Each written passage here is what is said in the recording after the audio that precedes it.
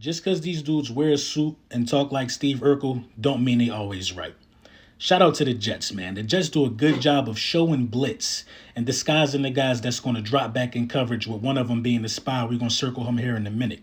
Now, a lot of people are going to tell you, you know what I mean, that the pocket is clean. Now, if you freeze it right here, the pocket is technically clean, but nobody's at the top of their route. That's the spy that circled right there, or the guy responsible for Jalen Hurts. Now, you go one more second into the future, you see that guard is getting beat from the inside, which is going to force Jalen Hurts to take a little outside angle. You know what I mean? Still keep your eye on the spy. Now, in this certain situation, if it wasn't a spy, I would like him to, reverse pivot to the other hash and pick it up with his legs. But, can't do it. The spy's there. Now, Lane Johnson is now getting beat. So you really can't go up in the pocket. There's no pocket to step up into. Nobody's still at the top of their route. So your only option at this point is really to try to outrun the spy. Now, luckily, he puts this type of pressure on a defense that makes a guy close out recklessly and get us a flag.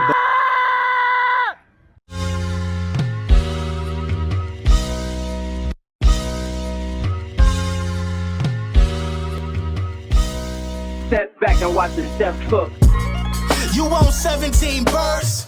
Big ring, I play for the 17 birds.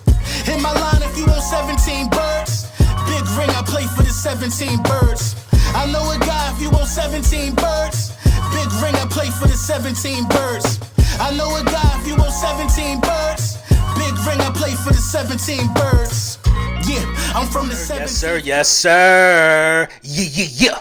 Lil Brunson back at you with the back at you, and I'm the best reporting on the Eagles. Listen, before we get into the meat and potatoes, actually I got a couple announcements before we get into this. So, you already know about Big Manscaped in the building, man. Lawnmower 4.0s, 3.0s, fragrance, all that. Use code Brunson, save 20% off, get the free shipping, and the free shipping I for that for y'all. So yeah, y'all been asking about the Hurt Season t-shirts and hoodies. Very, very limited supply. I tried to keep this a hat thing, but I've been getting way too many emails about Hurt Season shirts. So those are available right now. I don't even have one.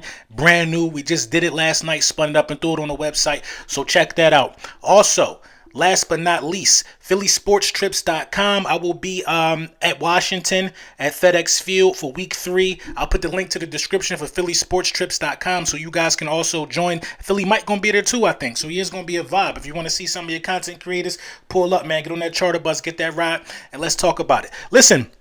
So before we get into the full-blown meat and potatoes, let's talk about this top 100 list real quick, man. Slay wasn't on there last year, which I thought was disrespectful in itself. But this year he cracks the list at 77. Well-deserving. You know what I mean? Come on, it's Darius Slay. Well-deserving, man. Slay deserves it, man. And then we got Kelce up there at 71. Now, I think that's a little low for Kelce and a little low for Slay, but I think Kelce is a top 50 player in the National Football League, but we're not going to cry over spilled milk. And you see I had to put that clip in there in the beginning, man. A lot of people, man. Tim Hasselbeck, man, he played 5 seasons in the NFL. He's talking about, that we can't, we shouldn't be excited over Jalen Hurts being 6 for 6, in the preseason game. Of course, because it's preseason. But a lot of people's reasoning why we shouldn't be excited is just crazy to me. You know what I mean? He's claiming that the man left the pocket. You've played in this league. If we could break down film and show you that he left the pocket for a multitude of reasons, you should be able to do that as well. You know what I mean? It's crazy, man, that we got to keep calling out the media. Like guys that played this game for blatantly just lying on the guy. He didn't leave the pocket, a clean pocket prematurely. Come on, bro. But anyway, man, let's get into the meat and potatoes, man. The Philadelphia Eagles, man, they make a trade. Man. They send Arcega-Whiteside packing. You know what I'm saying? It didn't really go well for him here. We know about that. In 3 seasons, Arcega-Whiteside basically, you know what I mean? Basically was non-existent for the Philadelphia Eagles. Not a real productive guy, you know what I'm saying, on the field at any point in his career. Yet and still he stayed around. I guess it was because he was a high draft pick, but, it is what it is. All good things, all bad things come to an end. They come to an end faster than good things. But we get him out of here, man. A player-for-player swap, as far as I've been told right now. And we bring in defensive back from Seattle, Yugi Amadi. I'm sorry if I'm getting that wrong. You just got here, but you go Amadi. You know what I mean? And I am just in love with some of the things that I saw. Now, this could just be a rotational piece for us. This could just be a guy, that we getting to fill some spots. But, immediately one of the highlights that I saw of him was him being a gunner on a punt return and making a tackle, a really good tackle. You know what I mean? Not giving up any yardage at all. So we need special team standouts on this team for real right now. He's a defensive back. Maybe he could play some safety. Maybe he could boost the level of competition there. But this is a physical, fast guy. Like, he plays strong and he plays fast. So I think we'll get some value out of him, man. You know what I mean? We're not really looking for him to come in here. And listen, he's more valuable to the team than Arcega-Whiteside is. This is actually a good opportunity for Arcega-Whiteside to go out there, put his best foot forward, get a fresh start, and see what he could do with his career. See what he could resurrect at this point.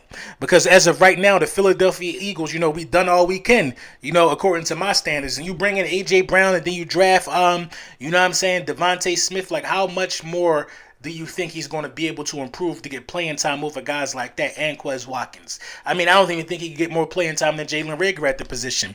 That's neither here nor there. But speaking of Jalen Reagor, this should wake up a guy like Jalen Reagor. You know what I mean? This should wake you up. Like, people are disappearing around you now, and new people are coming in. So I got to start doing my job if this is truly where I want to stay. And I think that if we could keep Jalen Reagor here as like a fourth wide receiver, I don't think it's going to happen as a first round pick. He's making a lot of money. I think his day is numbered regardless, because it's cheaper to pay Quez at this point than it is to even entertain the developing the guy. You got to you got to cut your losses.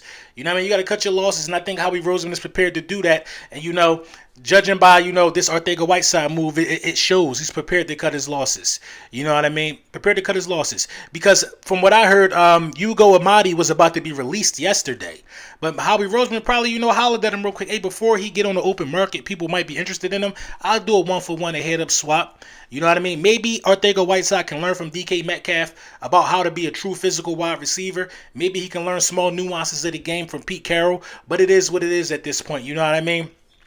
I'm surprised that we actually got something for him. So I'm not really mad at the trade. I think it's a positive for the Philadelphia Eagles. We're not looking for Amadi to come in here and just do amazing things, be first team All-Pro. We're not looking for that. We're just looking for a contributor. And Arcega-Whiteside was not contributing, so that's just how the cookie crumbles on that one. You know what I mean? So we got these joint practices coming up. It's going to be really, really crazy, man. You know what I'm saying? This is going to be like where the starters get the bulk of their work at. So we got to pray for the health of this team. We got to pray for the sanity of this team, and pray for the sanity of the people that watch this team. Because, my God, we're going to judge every throw. We know how this is going to go, man. It's Philly, man. But, let me know what y'all think in the comments. Was this a good move? I think this was a fantastic move by Howie Roseman to at least get something back from a guy who don't have impressive film. You know what I mean? Amadi's film is by far more impressive. And he's really, really good in coverage in a lot of situations. So I think this benefits the scheme of the Philadelphia Eagles on the defensive side of the ball and heading into these preseason games and heading into the regular season. He got a shot that made the roster. So it's not like we just got a guy that don't have a shot. Arcega-Whiteside didn't even have a shot of getting onto the field. So let's see how this pan out, man. Let me know what y'all think in the comments.